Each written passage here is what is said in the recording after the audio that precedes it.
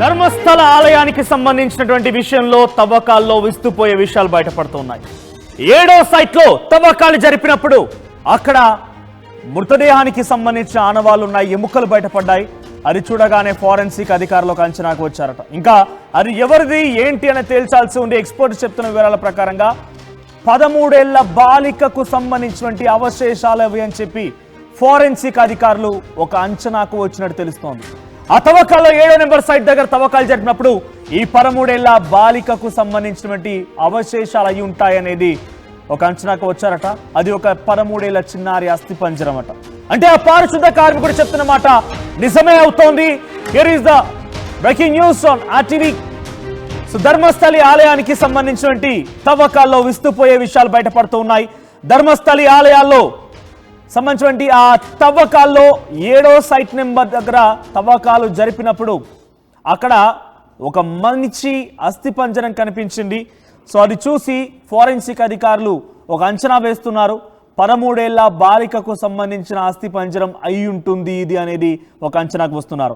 మొదట site number 1 దగ్గర తవ్వకాలు జరిపినప్పుడు ఒక ATM card, pan card and మహిళలు ధరించేటువంటి ఒక రెడ్ కలర్ జాకెట్, ఎర్ర జాకెట్ కనిపించింది. దీంతో 2 అడుగుల్లోనే ఇవన్నీ బయటపడడంతో 15 అడుగుల లోతు, 8 అడుగుల వెడల్పు అక్కడ తవ్వకాలు జరిపారు. ఆ ఏటీఎం కార్డ్ పైన లక్ష్మి అనేటువంటి ఒక మహిళ పేరు ఉందట. ఇక పాన్ కార్డ్ పైన ఒక మగ వ్యక్తి పేరుంది. ఆ ఎర్రని వస్త్రం, జాకెట్, మహిళలు ధరించినటువంటి ఆ జాకెట్ కూడా అక్కడ లభించింది.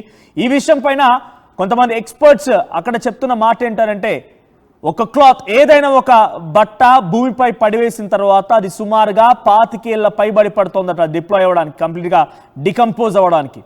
అది మట్టిలో కలిసిపోవడానికి 25 ఏళ్ల పైబడి పడుతోంది. అంటే ఇక్కడ మృతదేహం 25 ఏళ్ల పైబడి ఇంకా కాలేదు పూడ్చి. 1998 నుంచి 2014 వరకు నేను ఇక్కడ పూడ్చాను అని చెప్పి ఆ పారిశుద్ధ కార్మికుడు చెప్తున్నాడంటే అక్కడ ఏదో ఒక మృతదేహం పూడ్చిపెట్టే ఉంటాడనేది ప్రధాన అనుమానంగా అక్కడ భావిస్తున్నారు. ఇక 2వ చోట తవ్వకాలు జరిగాయి, 3వ చోట తవ్వకాలు జరిగాయి, 4వ చోట తవ్వకాలు జరిగాయి, 5వ చోట తవ్వకాలు జరిగాయి.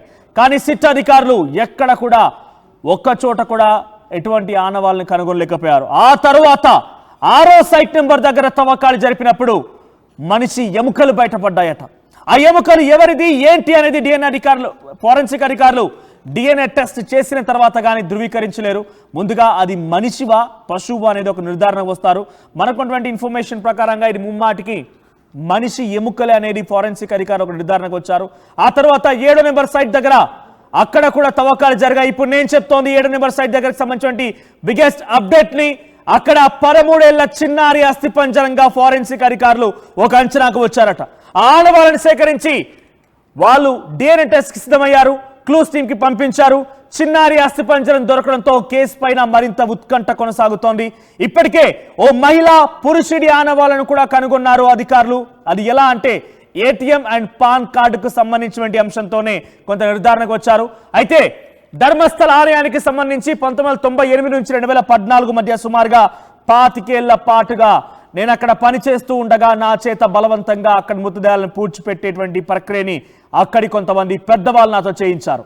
నేను వాటిని పూడ్చిపెట్టాను, ఖననం చేశాను, కాల్ చేశాను, బూడిద చేశానని చెప్పి ఆ పారిశుద్ధ కార్మికుడే ఏకంగా ఒక లేఖలో పొందుపరచడం, ఆ తర్వాత కోర్టుకు కూడా కొన్ని అస్థి పంజరాలతో, ఎముకలతో అక్కడికి రావడం మనం చూసాం. మీరు చూస్తున్నటువంటి ఆ సర్కిల్లో కనిపించే వ్యక్తే ఆయనే పారిశుద్ధ కార్మికుడు. పూర్తిగా టాప్ టు బాటమ్, మొహం నుంచి కాలు వరకు అంతా కప్పివేయబడింది. బికాజ్ ఆయన ఏ వ్యక్తి గురించి అయితే చెప్తున్నాడో, అక్కడ బాధిత కుటుంబాలు ఏ వ్యక్తి గురించి అయితే ఆరోపిస్తున్నాయో ఆయన చాలా ఇన్ఫ్లుయెన్షియల్ పర్సన్. ఆ పారిశుద్ధ కార్మికుడు అక్కడ పనిచేస్తుండగా తనని ఈ రకంగా బలవంత పెట్టి పూడ్చివేయమని చెప్పింది కూడా చాలా ప్రభావితం చేయగలిగినటువంటి వ్యక్తులే. తనని ఏకంగా చంపేస్తానని హెచ్చరించారట. ఏకంగా తను పోలీసుల దగ్గర కూడా వెళ్ళాడు. పోలీసుల దగ్గర కూడా వెళ్ళి తనని ఇలా ఇబ్బందులు పెడుతున్నారు, చంపేసి అక్కడ చచ్చిపోయి వచ్చినటువంటి ఆ మృతదేహాలని పూడ్చిపెట్టమంటున్నారనేటువంటి విషయాన్పైన పోలీసులకు ఫిర్యాదు చేస్తే పోలీసులు కూడా తననే కొట్టి నువ్వు ఈ విషయం ఎక్కడికైనా చెప్తే చంపేస్తామని చెప్పారట. దీంతో ఏం చేయలేక ప్రాణాలు పోగొట్టుకోవాలా, లేదంటే వాళ్ళు చెప్పిన పని చేయాలా, ఇలా కాంప్రమైజ్ అయిపోయి వాళ్ళు చెప్పిన పని చేయడం మొదలుపెట్టాడు. అందులో భాగంగా కొన్ని వందలాది మంది, 100కు పైగానే మహిళల యొక్క మృతదేహాలని అందులో పూడ్చివేశాడు. శరీర భాగాలు పూర్తిగా కూడా దాడి చేసినట్టుగా ఆనవాలు ఉన్నాయట, అత్యాచార ఆనవాలు ఉన్నాయట. వారి లోదుస్తులు ధరించకుండా కొంతమంది లోదుస్తులు పూర్తిగా వదిలేసినటువంటి పరిస్థితుల్లోనే కొంతమంది చిన్నారుల యొక్క మృతదేహాలు కూడా కనిపించాయట. ప్రైవేట్ పార్ట్స్ పైన గాయాలున్నాయట. ఇటువంటి ఒక చాలా భయానకమైనటువంటి పరిస్థితుల్లోనే వందలాదికి మృతదేహాలు అక్కడికి కొట్టుకు వస్తే వాటన్నిటిని నేత్రావతి నది ఒడ్డున నేను పూడ్చివేశాను, ఖననం చేశాను, డీజిల్ పోసి తగలబెట్టేశానని చెప్పి ఆ పారిశుద్ధ కార్మికుడు చెప్పుకొచ్చాడు. మరి ఎందుకు అలా చేయాల్సి వచ్చింది? ఈ మహిళలందరిపైన వేధింపులకు పాల్పడింది ఎవరు? ఈ మహిళలు ఈ రకంగా అత్యాచారానికి గురి చేసింది ఎవరు? అత్యాచారానికి గురి చేసి చాలా భయంకరంగా వారిని హతమార్చింది ఎవరు? ఇలా అనేక రకాలుగా అనుమానాలు వ్యక్తమవుతున్నాయి. ఇప్పటి వరకైతే ఆ పారిశుద్ధ కార్మికుడు ఆ మృతదేహాలకు సంబంధించి నేను ఇక్కడే పూడ్చిపెట్టానని చెప్పి సైట్స్ని గుర్తించగలిగాడు. కొంత పోలీసులకు కూడా దీని వెనుక ఉన్నది ఎవరు అనేటువంటి పేర్లను కూడా చెప్పుకొచ్చాడు. కానీ ఆధారాలు లేకుండా బయటికి చెప్పడం కొంత ప్రమాదమైన పోలీసులు కూడా భావించుంటారు. బికాస్ దీని వెనుక ఆరోపణలు ఎదుర్కొంటోంది కొన్ని ఏళ్ల చరిత్ర కలిగినటువంటి హెగ్డేల కుటుంబం. ప్రస్తుతం ధర్మస్థల ధర్మాధికారిగా కొనసాగుతున్నటువంటి వీరేంద్ర హెగ్డే దీని వెనుక ఉన్నాడనేది అందరూ ఆరోపిస్తూ ఉన్నారు. ఏకంగా కొంతమంది బంధువులు కూడా బహిరంగంగా మాట్లాడుకుంటూ ఉన్నారు. అయితే ఆయన చాలా ఇన్ఫ్లుయెన్షియల్ పర్సన్తో పాటుగా పార్టీలకు అతీతంగా తనకి చాలా పెద్ద ఎత్తున ఇన్ఫ్లుయెన్స్ ఉంది. ప్రస్తుతం రాజ్యసభ సభ్యుడిగా కూడా కొనసాగుతున్నాడు. ఇప్పటివరకు మీరు గమనిస్తే ఈ ఘటన ఇంత పెద్ద ఎత్తున ప్రపంచవ్యాప్తంగా చర్చనీయాంశం అవుతూ ఉన్న ప్రభుత్వానికి సంబంధించిన పెద్దలు కానివ్వండి, ప్రతిపక్ష నాయకులు కానివ్వండి, ప్రజా సంఘాలు కానివ్వండి, హ్యూమన్ రైట్స్ కమిషన్లు కానివ్వండి, ఎక్కడ కూడా నోరు విప్పిన దాఖలాలు లేవు. అంతటి ఇన్ఫ్లుయెన్షియల్ క్యాండిడేట్. సో ఆ వ్యక్తి పైన ఆరోపణలు వస్తున్నాయి కాబట్టి ఆధారాలు లేకుండా బయటకు పెట్టలేమనేటువంటి ఒక ఆలోచనతో బహుశా పోలీసులు ఉండుంటారు, సిట్ అధికారులు ఉండుంటారు. సో ఇప్పటికే మనం ఒక విషయం పైన చాలా క్లియర్గా మాట్లాడుకుంటే 2012లో సౌజన్య ఘటన. సౌజన్య అటువంటి ఒక విద్యార్థిని ఉదయాన్నే కాలేజ్కి వెళ్ళింది, తిరిగి ఇంటికి వెళ్ళేందుకు బస్ స్టాండ్కి చేరుకుంది, అక్కడి నుంచి కనిపించకుండా పోయింది. ఆ తర్వాత వారం రోజులకి తను మృతదేహంగా కనిపించింది. సో ఏం జరిగిందనే విషయం పైన పోలీసులు ఆరా తీయడం మొదలుపెట్టారు.